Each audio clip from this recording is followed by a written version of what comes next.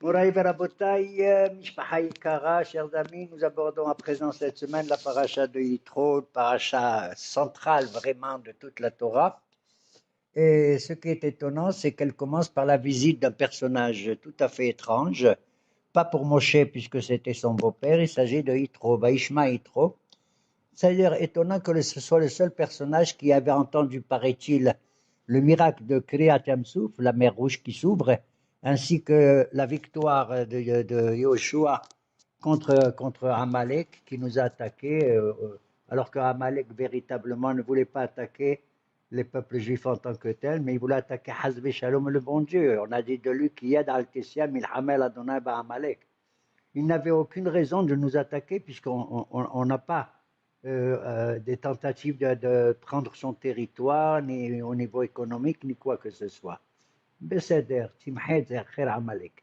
Vaishma Yitro. Yitro, un monsieur qui vient et qui a entendu parler des deux miracles que je viens de citer, et il veut rencontrer naturellement son gendre, qui c'est Moshe Rabbeinu. Qui c'est Yitro, est-ce que vous savez? Yitro était Kohen Midian, c'était un grand prêtre dans le pays de Midian.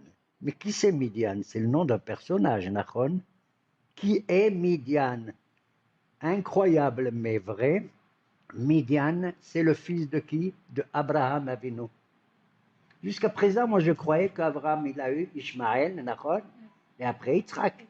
Pas du tout. À la mort de Sarah la pauvre, Abraham, c'est étonnant, s'est remarié avec une femme qui s'appelle comment? Ketura. Et d'elle, il a eu 10 enfants. Et un des enfants, il s'appelle Midian. D'accord?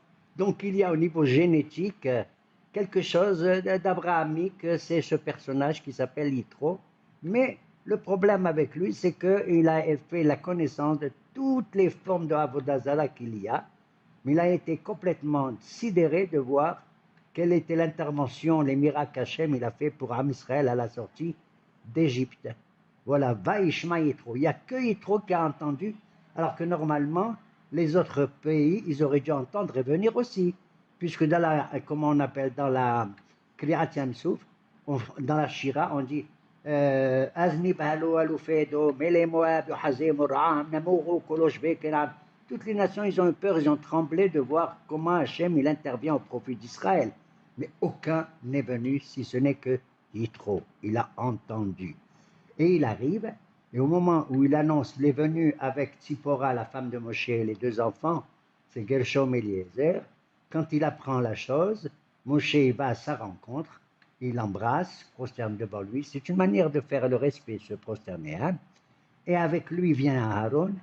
Quand tout le monde voit que Moshe et Aaron ils vont là, vers quelqu'un d'important, les Ikné Israël, les anciens, presque tout le peuple est allé à la rencontre de Yitro, Nachon. Et c'est là que Moshe Rabbeinu lui raconte tous les problèmes qu'on a eu en Égypte et tout. Incroyable, mais vrai. C'est la première fois qu'on voit qu'un homme, qu'est-ce qu'il dit? Baruch Hashem, Hashem Elohim, Mikol Elohim, Gadol Hashem Mikol Elohim. Votre Dieu Hashem, il est plus grand que toutes les divinités que j'ai adorées jusqu'à présent. Asher Etzil Etrem. Pourquoi je suis vraiment étonné de voir une telle réflexion? C'est parce que nous apprenons qu'il faut faire une bracha. Par quel mot on commence? Par le mot Baruch. Et on l'apprend de qui? J'allais dire d'un goy. Non, d'après certains hachamim, Yitro, quand il est arrivé là-bas, il serait arrivé peut-être avant le don de la Torah au Sinaï, des Haseret Dibrot, il aurait fait sa brite Mila. Il se serait converti au judaïsme. Donc c'est une paracha, d'ailleurs c'est important, pourquoi? Parce qu'on va parler des Haseret Dibrot dans un moment, et elle porte le nom de quoi cette paracha? Le nom de Yitro. Moi, je m'attendais à ce que la paracha porte le nom de qui? Moshe. Jamais tu vois une paracha, ni dans Bereshit, ni dans Shemot, ni Vaikra, tu vois le nom de Moshe. Ça n'existe pas. C'est vrai, hein? Il y a une paracha qui s'appelle Korah. Qui c'est ce Korah? Il y en a une qui s'appelle Pinhas. Il y en a une qui s'appelle Balak, etc. Pas une seule paracha. Regarde qu'elle a Anava, Mikol, Adam, Alpene Adama, qu'il est Moshe Rabbeinu. Même dans la Gada de Pessah, tu sais, quand on parle de la Gada, qui c'est qui a fait sortir les Juifs d'Égypte? C'est Moshe. On ne cite pas Moshe. On ne le cite pas. Tout se passe comme si Il veut mettre l'accent. Tu demandes à n'importe qui c'est qui vous a fait sortir d'Égypte. Il y a un juif comme ça, ouais. Il va dire, ben c'est Paro. Ben, c'est la Paro, il nous a chassés, il nous a envoyés. Il y en a un autre, il peut te dire, c'est peut-être Moshe. Mais Moshe dit non, c'est ni lui ni moi, c'est Akadosh, Baruch Hu ala Bashalom. Maintenant, je voudrais citer pourquoi Moshe a une grandeur extraordinaire. Quand Yitro il voit ça, il voit que Moshe il est assis et il est en train de recevoir des milliers de personnes en même temps. Et Yitro lui dit, Navol Tibor, qu'est-ce que c'est ça? Tu vas crever de fatigue. Et tout ce monde-là qui arrive, tu ne peux pas les recevoir, je vais te donner un conseil. Tu vas nommer des Dayanim, des Shoftim, Sareh Alafim, Sareh Meot, Sareh Hamishim, Sareh Asarot, des juges qui vont s'occuper de 1000 personnes, il y en a qui vont s'occuper de 100, il y en a qui vont s'occuper de 50 ou de 10, ok? Moshe lui dit, arrête, Yitro, je sais très bien, tu es gentil de me donner un conseil sur la justice, c'est vrai, je vais l'adopter, mais moi, les gens qui viennent, ils viennent pas pour dire que j'ai une bagarre avec un autre, tu vas nous juger, d'accord? J'ai une baïa. Ils viennent pour me demander si j'ai des nouvelles de Akadosh Baruch Hu, que je leur enseigne de la Torah, je leur enseigne de la morale. T'as compris? Voilà ce qu'il lui dit Moshe Rabbeinu alav shalom. Maintenant, on nous dit, qui c'était ce Yitro en plus? Eh bien, pour celui qui veut savoir, Paro, à l'époque, quand on était esclave en Égypte, il avait 3 yoratzim, 3 conseillers importants, les plus hauts. Qui c'est? C'était Bilham, Iyov et Yitro. Pourquoi ces 3-là, comme ça? Quand Paro il a demandé, qu'est-ce que je fais avec ce peuple? Ils sont grands, ils vont nous casser, ils vont se sauver, ils vont nous faire la guerre. Qu'est-ce qu'il a fait, Mahshemo Bilham? Il a dit, c'est lui qui a donné le conseil, les Sha'abé d'être Am Israël, de nous assujettir, de nous faire le mal, de jeter les enfants dans le Nil et tout. C'est Bilham, Ar-Rasha. D'accord? Le deuxième, c'était Iyov. Et toi, Iyov, qu'est-ce que tu penses? Demande Paro. Iyov, il n'a pas ouvert la bouche. Il a eu peur de dire ça ou ça. Et il demande à Yitro, et toi, Yitro, qu'est-ce que tu penses? Yitro, il dit, écoute, c'est un grand même, c'est un personnage important dans tout l'empire d'Égypte, le plus important que l'Amérique aujourd'hui. Et ne fais pas des choses comme ça. Paro, il n'était pas content. Il a failli, il a fait la tête, la gueule à Yitro. Yitro s'est sauvé, il est retourné chez lui à Midian. Voilà pourquoi Akadosh Baruch Hu plus tard va punir Bilam, il va mourir avec Pinhas. Il va faire du mal, le pauvre Aïov, qui était très riche et très sadique, mais parce qu'il n'a pas ouvert la bouche, il aurait dû dire quand même quelque chose, un mot. Hein? Et comment il s'appelle Yitro? Ces 3 personnages, ils représentent 3 choses importantes que je vais décrire dans les Aseret Dibrot. Bilham, il représente celui chez les Goïm qui est le plus important, qui avait même une idgalout de Akadosh, comme un Navi. Navi Bagoïm, il n'y avait pas comme lui, tu as compris? Iyov, c'était le personnage qui a souffert en lui-même, d'accord?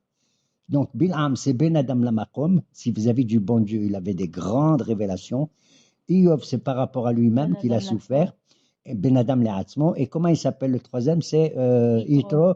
Yitro, c'est Ben Adam Lahavero, puisqu'il a donné des conseils sur la justice, d'accord? Et alors, le Hachamim, ils disent, voilà. Mais parmi ces 3, celui qui avait 3 qualités, pas une seule comme Bilham, Yitro et Iyov, c'était Moshe Rabbeinu. Il les remplaçait tous. La preuve, c'est dans une Gemara, on dit que Moshe, il a reçu la Torah, ou Katav Parashat Bilham, Vesefer Iyov. Certains disent que le livre de Iyov, c'est Moshe qui l'aurait écrit. Donc il avait une névoie plus grande que ces 3. D'accord? Ok? Vaishma Yitro, Mashemo Hashama, Kriat Yamsouf, Umilhemet Amalek. Moshe lui dit, puisque tu m'as donné des conseils et tout, je t'en prie, reste avec nous maintenant. Reste avec nous. Il a dit, non, je veux retourner dans mon pays. Pourquoi il veut retourner? D'après certains, ils disent, il a voulu retourner à Midian, qui uratza le gayer et kol medina shelo. Incroyable, hein? Il a voulu convertir au judaïsme tout ce qu'il a appris, etc. Baruch Hashem, Gadol Hashem, Mikol Elohim. Quand il a vu ça, il a dit à Moshe Rabbeinu, allez, vous allez tous venir au mont Sinaï. Il a choisi la montagne la plus petite, pas la plus grande. Moi, si c'était moi, j'aurais donné la Torah où? À l'Himalaya, au mont Everest, la montagne la plus grande. Non, il a choisi la Hanava, même dans le Teva, même dans la nature. Tu comprends? Que quand Hachem il a voulu donner la Torah au Sinaï, Il y avait des grandes montagnes en Israël qui n'étaient pas contentes. Ils ont dit pourquoi? Tabour, il y a une montagne qui s'appelle Har Tabour, il y en a une qui s'appelle Carmel, Nachon. Elles sont venues, comme dans une Riaïda Tadama, qui vient entre guillemets, l'histoire de tremblement de terre. Déjà, David Amelech, il a dit dans les Teilim, Dieu, il regarde, la terre et tremble, etc. Mais je ne vais pas rentrer dans ce dossier. Mais Akash Baruch a dit non, c'est au mont Sinaï que je veux donner. D'ailleurs, le mot Sinaï, il ressemble à un autre mot que Moshe, pour la première fois, Hachem, il a parlé, c'est où? Devant le buisson. Comment on dit le buisson? Le Sné et Sinaï, c'est pareil. Ok. Et alors, à ce moment-là, tout le monde, il s'est réuni. Moshe leur a dit, Dieu lui dit, au bout de 2 jours, je vais vous donner la Torah, soyez purs, soyez kedoshim. Hein? Moshe Rabbeinu, qu'est-ce qu'il répète aux Juifs? Je vous en prie, soyez purs. Le bon Dieu l'a dit 2, mais moi j'ajoute un jour de plus, 3e jour. Rossif, yom echad midaato. C'est extraordinaire, c'est hallo. Il voulait être sûr qu'on était vraiment kedoshim, tu vois. Alors, et là-bas, il y a écrit, à chaque fois qu'on allait d'un endroit à un endroit, il y a écrit Vayahanu, Vaïsrou, Vayahanu, Vaïsrou. Ça veut dire au pluriel. Mais là, devant le mont Sinaï, il y a écrit Vayahansham Israël Negedar, au singulier, c'est-à-dire la Shon Yahid. Ça veut dire c'est là que tout le peuple juif est uni. Beliv Ehad, Keish Ehad, c'est là qu'Hachem il donne la Torah. Cette Torah où il y a des divisions, des mahloquettes, moi, je n'en veux pas. Même s'il y a des discussions, tant mieux. Betchima, il dit ça, Bethilel, il dit ça, mais il faut l'halakha que Bethilel, ok? Je ne rentre pas dans ce domaine, ok? Et à ce moment-là, Akadosh Baruch Hu, il va se révéler. Comment il va se révéler? Il va parler, et puis il va donner à la fin à Moshe Rabbeinu quoi? Les Aseret Adibrot dans des louchot, dans des tables de la loi, des tables de pierre, où il va écrire tous les 10 commandements. D'accord? Qu'est-ce que j'ai besoin de ça? Tu n'as qu'à parler à Kadosh Baruch Hu. Et après, Moshe, il écrit, comme il a fait, il écrit les Aseret Adibrot dans la paracha de Yitro et dans la paracha de Vaït Hanan. Ok? Ok? Pourquoi il donne des tables? Qu'est-ce qu'on a besoin des tables? C'est important. La chose, les mains à Davardomé, la chose à quoi elle est comparable? À un homme qui va se marier avec une femme. Eh bien, il va se marier avec une femme, eh bien, ça là, mabrouk alaykoum, comme on dit chez nous. Hein? Non, il faut faire la houpa, il faut faire ça. Et pour montrer l'amour que l'homme il a pour sa femme, il lui offre quoi? Une bague. Eh bien, les Aseret Adibrot, les Luchot Tabrit, ils ressemblent à une bague, à une tabaat, où Hachem, il dit, Ariat Mekudeshet li. Tout se passe comme Hachem, il se marie avec Am Israël. Il a choisi Am Segula. D'accord? Il a choisi Am Segula. Et il va donner la Torah. Il va donner la Torah. Il y a combien de brotes dans la Torah? 10. C'est bizarre ce chiffre de 10. D'après certains, le chiffre de 10, c'est un chiffre complet. Shalem. D'accord? Le plus shalem qu'il y a. D'ailleurs, les Mekoubalem, ils disent qu'il y a 10 firot et tout ça. Bon. Maintenant, je regarde. Si c'est des dibrot, ça veut dire que c'est des commandements. Dieu nous demande de faire. D'accord? Quel est le premier des 12, des 10? Anochi Hashem Elohecha asher hotzeticha me'eretz Mitzrayim mibet avadim. Mesdames et messieurs, je suis l'Éternel qui vous a fait sortir de l'Égypte et de la maison d'esclavage. C'est un commandement, ça? C'est pas un commandement. C'est comme quelqu'un. Mesdames et messieurs, je me présente, je m'appelle Monsieur Gage, je tiens à vous parler. Est-ce que c'est un commandement? Non, je me présente. Donc, la première d'Ibra de Aseret Adibrot, c'est pas un commandement, mais c'est obligé. Hachem, il faut, pour dire qui c'est qui nous parle, qui c'est qui va nous donner des commandements, il y en a combien finalement? Il n'y en a pas 10, il y en a 9. Puisque la première, c'est une présentation. Mais même cette présentation, elle est étonnante. Parce qu'au lieu de dire Ani, il dit Anochi. D'accord? Deuxièmement, parce qu'il dit, vous savez qui je suis celui qui vous a fait sortir d'Égypte. Pourquoi il leur dit ça? Ils le savent ou ils ne le savent pas? Hein? C'est parce que nos Hachamim me disent, la manière qui s'est montrée au Har Sinaï n'était pas la même que quand il les a fait sortir Mamash d'Égypte. Hachamim me disent, quand Dieu nous a fait sortir d'Égypte, d'ailleurs on le dit dans Shirat Hayam, Adonai Ishmil Hama, Adonai Shemo. Il était, pour ainsi dire, comme un guerrier, comme un hayal, comme s'il avait une épée et je vais poursuivre le pharaon. T'as compris? Mais maintenant, il va se montrer autrement, comme un Talmid Hacham, comme un Zaken avec la barbe, avec le Streimel. Non, non, quel Streimel, le Barnos, d'accord? Donc, il avait une image différente. Hachem, il a toutes les images de la création, bien sûr. C'est-à-dire, des fois, Hachem, il utilise le din, la rigueur, la justice, et des fois, il utilise le rahamim, comme un Talmid Hacham, ok? Et il leur dit, je vous ai fait sortir d'Égypte. Dis-moi, moi j'aurais dit autre chose. Dis-moi, Akadosh Baruch Hu, le plus grand, le plus grand. Bon, il nous a fait sortir d'Égypte, ok. Mais la chose la plus grande qu'il a faite, c'est quoi? C'est au début de la Torah. Akadosh Baruch Hu, il a fait Briat Ha'olam. Nachon? Anochi Hashem, il aurait dû dire Anochi Hashem, Asher, Barat, et Hashamayim, et Haaretz, et Haor, et Hayam, et Hayavasha, et Hashemesh, c'est ça. Pourquoi il leur a dit Asher Otzeti Meretz Mitzrayim? D'accord? Tout simplement. S'il leur avait dit je suis celui qui a créé le monde, ils n'auraient rien compris. Demande à un juif, même maintenant, est-ce que Hachem il a créé le monde? Non, il ne peut pas te dire pourquoi officiellement. Tout simplement parce que personne n'était présent au moment de la création du monde. Il était seul à Kadosh Baruch Hu, Nachon? Il était seul. Mais quand il leur dit je vous ai fait sortir d'Égypte, ils ont vécu ça. Ils ont senti ça, Nachon? Puisque la sortie d'Égypte, ils l'ont vécu. Voilà pourquoi il choisit de dire Asherot Seti, Etrem, Me'eretz Mitzrayim, Mibet Avadim. Donc il reste que 9 commandements et pas 10, d'accord? Et on a dit l'étape de la loi, ça ressemble à Tabaat qu'un homme il donne à une femme pour se marier avec elle, hein, pour mettre un peu d'amour. C'est quoi les 9?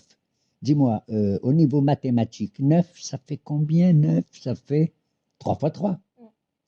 De là, j'apprends qu'il y a 3 triplés. Les 3 premiers commandements qu'il y a, c'est Ben Adam, la Makom. Les 3 suivants du milieu, c'est Ben Adam, la Havero. Et les 3 derniers, c'est Ben Adam, les Atzmo. Pourquoi? Hein? Parce que les 3 premiers commandements, c'est Lo yelecha Elohim acharim. Tu n'auras pas d'autre Dieu que moi. Donc c'est Ben Adam, la Makom. Après, il y a écrit Lotisa et Shem Hashem Elohecha lashav. Tu ne vas pas prononcer le nom de Dieu en vain. Il ne faut pas jurer au nom de Dieu. Sur la tête du bon Dieu, sur la tête du Sefer Torah, comme ils disent les. Pas nous les Constantinois, mais les Marocains, les Tunisiens. C'est d'accord? Bon. Et après, il lui dit Zachor et Yom Shabbat les Kadesho. Souviens-toi du Shabbat. C'est Ben Adam, la Makom. Puisque ça rappelle que Dieu, il a créé le monde, d'accord? Et ces 3-là, il y a Ben Adam, la Makom, avec une petite pointe de Ben Adam à l'intérieur, la Havero, Ben Adam, les Atzmo, d'accord? Parce que celui qui jure en vain l'otissa, c'est Ben Adam, les Atzmo, dans Ben Adam, la Makom, ok? Maintenant, les deuxièmes 3, c'est-à-dire les 3 suivants du milieu, c'est quoi? C'est Kabed et Avicha ve'etimecha. Honore ton père et ta mère, les man yarechunamicha. Ensuite, il y a écrit Lo tirtza, ne tue pas. Ensuite, il y a écrit Lo tinaf, tu ne dois pas être infidèle à ta femme. C'est-à-dire que une femme ne va pas avec une autre femme, d'accord? Ces 3-là, du milieu, c'est Ben Adam, la Havero, d'accord? Et le premier, quel est le Haver le plus proche, les Haverim les plus proches d'un être humain? C'est Abba Veima, d'accord? Kabed et Abicha ve'etimecha, les ma'an yarichun yamecha. Avant que j'oublie ce Ben Adam, la Havero qui est merveilleux, parce que nos maîtres ils nous disent, tu sais, en vérité, dedans il y a un petit Ben Adam Lamakoum qui est un grand en cachette. Quand un père et une mère ils ont un enfant, c'est Akadosh Baruch Hu, la Shrina qu'elle est avec eux. Ish ve Isha. Ish et Isha, il y a le mot Esh. Ça peut être du feu entre eux, mais il y a le Yud dans Ish et il y a le He dans Isha. Ça fait Yud, He, c'est le nom de Dieu. D'accord? Maintenant, je vais te dire un petit truc, une recette extraordinaire. Souvent, nous, les papas ou les mamans, on se plaint que nos enfants, ils ne se lèvent pas tôt le matin. C'est vrai ou pas? Lève-toi. Allez, c'est l'heure de l'école, c'est l'heure de la synagogue. À la fin, le père, il en a marre. Il dit, ça suffit, je te réveille. Il l'a réveillé plus tôt que d'habitude, 2 heures avant, c'est-à-dire l'heure normale. Et alors, il revient de l'école, il revient de tout. Le père, il dit, tu as vu? Tu as mérité, parce que tu m'as respecté à moi et ta mère, Kabed et Abicha ve'etimecha, les ma'an ya'arichun yamecha, afin que tes jours, ils se prolongent. Est-ce que son jour, il s'est prolongé ou pas? D'habitude, quand il se lève tard, le jour, il a 6 heures, il met 6 heures. Mais là, cette fois-ci, 2 heures plus tôt, il a allongé le jour, puisque le jour, il a 8 heures maintenant. D'accord? C'est un pirouche, pachout, pachout, pachout. Et ça, c'est Ben Adam, la Havero, Ben Adam. Qu'est-ce qui est le plus proche d'un enfant, d'un garçon ou d'une fille? C'est ses parents. D'accord? C'est ses parents. Après, Ben Adam, la Havero, l'otirtsa, tu ne tues pas. Il ne faut pas tuer, c'est Haver. Incroyable. Après, il y a écrit l'otinav, tu ne seras pas infidèle. C'est quelque chose de grave vis-à-vis de Havero, de l'autre. D'accord? Les 3 dernières mitzvot, c'est quoi? C'est l'ota'ane bere'acha et shaker. Tu ne vas pas faire un témoignage un témoignage faux contre ton prochain. Après, il y a, non, l'otignov d'abord, tu ne voleras pas. Après, tu ne porteras pas de faux témoignages. Et après, l'otahmod, tu ne vas pas convoiter dans ton cœur. Ces 3 dernières, c'est ben adam le'atzmo. L'ota'ane bere'acha et shaker, quand tu portes un faux témoignage à l'autre, c'est honteux pour toi. Tu as compris? Tu te t'abaisses. C'est honteux. Quoi? Tu fais du mensonge. C'est toi qui es la victime de ce mensonge. Tu comprends? Après, il y a écrit l'otignov. J'ai dit ça? Oui. L'otignov, tu ne voleras pas. L'otignov, tu ne voleras pas. Celui qui vole, il a au niveau moral, il baisse. Il a un moussard très bas. Et le dernier, l'otahmoud. C'est le plus important de tous. Tu sais pourquoi? Parce que dans tous les autres péchés, on peut voir, c'est Barabim qu'il a fait ça, qu'il a tué, il a volé, il a fait ça. Mais l'Otamod, tu ne dois pas avoir dans ton cœur une convoitise. Celui-là, tu as vu, il est plus beau que moi. Tu as vu, celui-là, il a une plus belle voiture que moi. Tu as vu, il a un jardin et tout. Toi, tu commences dans ton cœur, personne ne le sait. C'est le plus grave de tous les péchés, disent nos maîtres, tu sais, parce qu'il est en dedans de toi. Il va t'abaisser encore. Et si tu commences à convoiter, au début, tu dis tous les jours, tu en as marre, celui-là, il est plus beau, celui-là, il est plus riche, celui-là, tu vas finir par faire un faux témoignage contre lui. Et si tu fais ça, tu vas arriver, Barminan, à voler. Et si tu voles, tu vas arriver à faire de l'infidélité. Et si tu fais de l'infidélité, Barminan, tu deviens fou comme un fou, tu risques de tuer le type. Tu comprends? Je vais du bas vers le haut des 10 commandements, pas de haut vers le bas, tu as compris? Et après, je ne respecte pas mes parents. Et après, finalement, je vais barmenan jusque à la Avodah Zara. Tu as compris? Je lis les Aseret Haribot du début jusqu'à la fin, mais surtout nos maîtres, ils disent attention, même de la fin jusqu'au début, c'est le beaucoup plus grave à cause de l'Otahmod. Avoir dans le cœur des mauvaises pensées, tu ne sais pas jusqu'où ça peut aller véritablement. Alors il y a quelqu'un, il a dit, oui, mais monsieur le rabbin, d'accord, c'est des mitzvot intéressantes, très bien, mais il y a une chose la plus importante où tout le peuple, il voit la Kedusha d'Akadosh Baruch Hu, où c'est? Dans le Beth Amikdash. C'est là qu'il se révèle. Or, les Aseret Adibrot, ils ne parlent pas du Beth Amikdash. Comment ça se fait? Il a dit, espèce de rigolo, tu lis une paracha, lis la fin de la paracha de Yitro, qu'est-ce qu'il y a écrit? Brusquement, il y a écrit, à propos justement de la Shekhinah, et à propos du futur Mishkan que Moshe va construire, hein, il y a écrit Lo ta'ale al mizbehi qui ervatra et nafta aleha.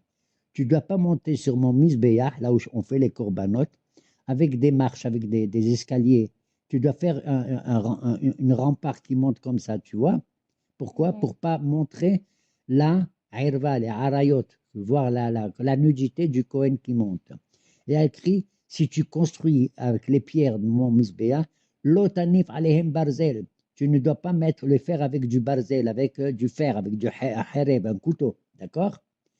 Et le 3e commandement, à la fin de Ito, il dit, vélo, tala misbehi, on a dit. Et après? Non, et avant, non, il y a aussi l'eau tibnet en gazit. Oui, non, mais avant, il y a écrit l'eau ta'asu elo chesed velo ezav. Vous ne devez pas faire une image avec le kesef, velo ta'asu velo ezav, l'eau ta'asu lahem. Si vous devez construire les chérubim, les chérubins dans le Kodesh HaKodashim, ne les faites pas en argent, mais en or. Mais vous, si vous devez faire une image, ne les faites pas en or, mais qu'en argent. Tu as compris? Donc, dans ces 3 commandements, à la fin de Yitro, on a quoi exactement? On a exactement les 3, ce qu'on a dit, les 3 qu'on a dit, c'est-à-dire Arayot, Shfiqut Damim et Avodah Zarah. T'as compris? Avodah Zarah, c'est l'otasuniti lo echese velo ezab. Shfiqut Damim, vous ne devez pas construire mon hôtel, qui est l'hôtel de la paix, du shalom avec une épée. Et le 3e, vous ne devez pas construire, vous ne devez pas monter, c'est Gilui Arayot. Gilui Arayot, Shfiqut Damim et Avodah Zarah. Les 3 péchés à cause de quoi le premier Beth Amikdash a été détruit, justement. Alors on voit effectivement comment tout ça, absolument merveilleux, dans ces Aseret Adibrot. Et dans ces Aseret Adibrot, écoute, il nous dit, mon cher Rabbeinu, ils ont entendu les 2 premiers commandements, Lo Yelecha Elohim et Lo Tisa Etchim Elocha Hashem. Ils avaient peur d'écouter, tu sais, les Béné Israël. Ils avaient peur de la voix de Dieu. Kol Adonai Bakoa. Le Har Sinaï était Anan, Hoshech ou Arafel. Terrible. Il n'y a que Moshe qui était capable. Ils ont eu peur.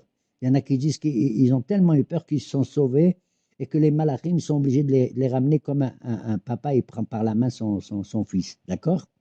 Et il y a trois séparations. Il y avait Anan, Hoshech, Arafel. Anan, c'est des nuages.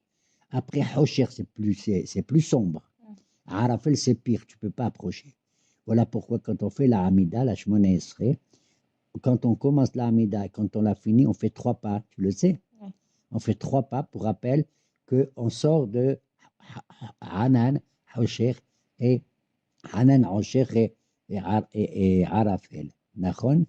Voilà, Moraï Verabotaï, l'importance de ces 10 commandements, à tel point que plus tard, on va dire un pasouk, retenez-le. Torah tziva lanu Moshe Morasha Keilat Yaakov. Moshe nous a ordonné la Torah. La Torah, combien il y a de mitzvot dans toute la Torah? Tariag. Et Tariag, c'est combien? 613. Et combien ça vaut Torah? Le mot Torah, Taf, Vav, Resh, He, taratata, taratata. Je sais que vous ne savez pas, mes auditeurs et auditrices, ça fait 611. Alors, si la Torah, ça fait 611, il n'y a pas 613. Mais si, puisque nous, Moshe nous a donné 611, mais les 2 qui manquent pour faire 613, on les a écoutés directement de Hakadosh Baruch Hu. D'accord? On les a entendus, Anochi Hashem Asherotitcha, Eloi Elecha Elohim Aharim. Après, on a eu peur. Daberata v'nishma'a. Ils ont eu peur et Moshe Rabbeinu leur a donné. Et Ratson, qu'on maintenue cette Torah et que chacun y voit un ta'am de chaque mitzvah pour trouver le bonheur dans sa famille, pour le Ham Israël, qui nous protège de tous les Re'idot Adama qu'il y a à droite et à gauche, et qui protège même toutes les nations du monde de cela, bien sûr. Voilà. Eh bien, c'est tout. Hein. Vous pouvez m'écrire ou m'envoyer. Les Shalom et les Hitraot.